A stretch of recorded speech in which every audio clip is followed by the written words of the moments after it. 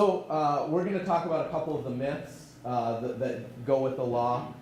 Three of them in particular, especially with holiday seasons coming up. We know people are going to be back home with their families, and everyone has that uncle or that aunt that you know that they watch only one news channel and a lot of times aren't getting a lot of the right information. So a couple of the big ones that we hear, that this is going to lead to rationing of health care, that it's a jobs killer, and that it will explode the federal deficit. So first, the death panels that Congressman Bachmann loves to talk about.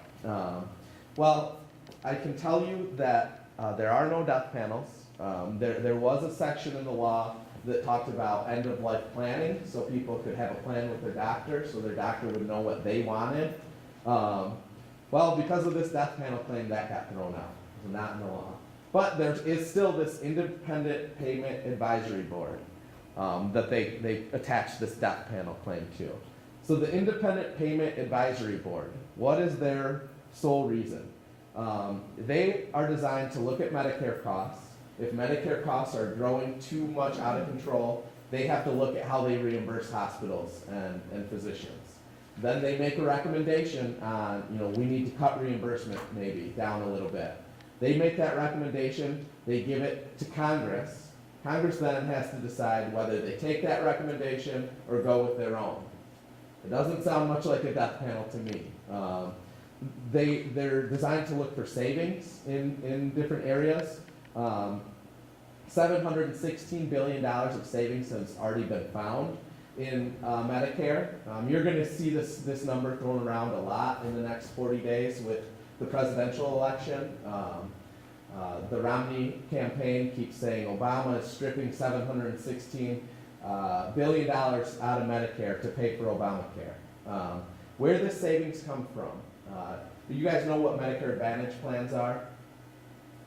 No? Okay. Kind of. Okay. So these plans were designed because the idea was private insurance companies could offer more benefits for cheaper than the government could with Medicare. So if we have these Medicare Advantage plans, you can buy a little bit bigger plan to expand your Medicare. You'll get more services. It'll be great. Well, what we found is they didn't offer much more, and we were reimbursing doctors at a much higher rate than normal Medicare. So we were losing quite a bit of money. So they're going to lower that reimbursement rate for the Medicare Advantage plans to the normal Medicare plan, and it's going to save us $716 billion. It's nothing that has to do with benefits for seniors. It's strictly reimbursements to hospitals and physicians. The reason the hospitals and physicians accepted this is because virtually everyone will have insurance. So they're not going to have that huge amount of uncompensated care. People before that would come into the emergency room and have no insurance and would pay them nothing, they'll at least be getting reimbursed a little bit if they have Medicaid or something like that. So the hospitals and doctors agreed to this cut in their reimbursement because they knew they would be making it up somewhere else. So what does the Affordable Care Act do with that $716 billion? That money is then shifted to close the prescription drug donut hole, to give benefits without deductibles and copays, things like that. So it keeps the money that's found in savings in the healthcare law. The problem with the conservative attack about this $716 billion is that same savings is written into the Romney-Ryan budget plan. Only it doesn't keep the money in the healthcare field. It uses it to adjust tax breaks and things like that. So whichever party you're looking at, they have this $716 billion savings.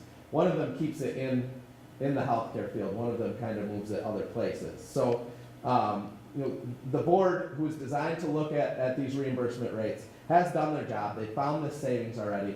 They're not going to be out there telling doctors what they can and can't do for tests. They're just looking in case things get too expensive, how can we readjust these reimbursement rates? You had a question? I was just thinking of a woman at my book group last week who said that her husband had come from a meeting where a neurologist in Grand Rapids said that if you come into the emergency room with your imminent stroke or something, that he has to present your care to a board which decides whether you get probably that clot busting thing. Yeah. I mean, she was going on and on with a lot of details, and I just wanted to say, I don't think it's true. Yeah. This was an intelligent person, was, what part of that? His were husband they- was a neurologist, and of course they know. No, I think her husband was actually an insurance Yes. salesman. But is there something, not a death panel, not a you get this care or you don't get that care? Is there something that's going on differently related to the There- Affordable Health there Care isn't. Act that causes people There to isn't. say it There's- like that?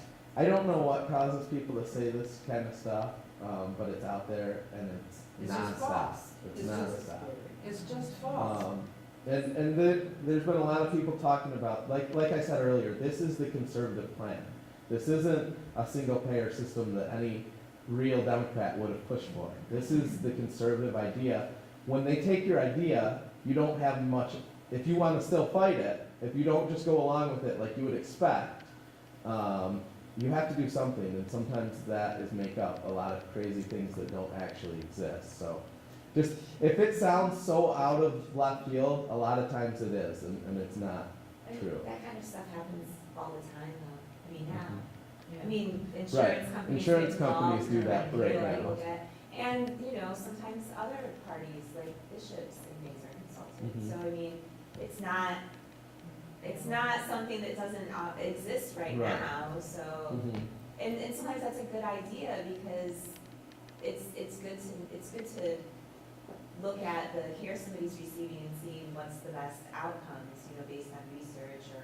Well, and the rationing is going to start happening and is happening because there aren't the physicians available to see you. If there aren't enough providers to see you, you can have a way to pay them, but if they aren't there Right. to see you, your And, care and, is gonna and be the rationed. possibility is there for a shortage. The only real thing we can look at is what happened in Massachusetts with them expanding to 98%. And there was no real difference in wait time for doctors. There's one study that conservatives like to show for a couple different specialists that the wait time went up like 5 days. This same study later talks about how wait time for primary care doctors actually went down.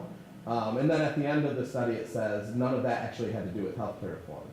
It was completely other things that influenced it. So there's nothing that really says wait time will be expanded based on what happened in Massachusetts. The possibility is definitely there, and like I said, they are doing things. They're trying to get people to go towards more preventative medicine and primary care doctors.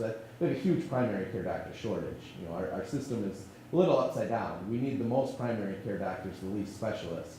But specialists make more money, so that's where everyone wants to go into. So there are some loan reimbursements to try to get people to move towards that kind of medicine. They're trying to get more people interested in medicine, like I said, a more diverse workforce. You know, who knows how long that will take to get some of those folks out into the workforce to really make this what we need. But just based on what we've seen in Massachusetts, it hasn't been much of a problem. So the next claim that we want to look at is that this is a jobs-killing bill, which when we were doing the research about this, really this caught me off guard. The Congressional Budget Office, which is the national bean counters, they look at every bill, they look at what's going to come out of it. They don't look at it from any partisan line. What they came up with is that about 675,000 people that now with the Affordable Care Act will have other options and be able to retire early from their job because they have more options to get health care. I know my stepdad, the only reason he works still is for health care. He said, if I didn't need that health insurance, I would have retired 3 years ago. So the flexibility for 675,000 people to finally do what they want and retire will then open those jobs up for new people to enter the market. There's nothing in this that screams killing jobs to me. You know, maybe they won't fill every one of those positions. Who knows what would happen with that? But the fact is, more people will be able to enter the job market into those positions that will be open, and people will get to finally do what they want and actually retire. So the jobs claim is just completely not true.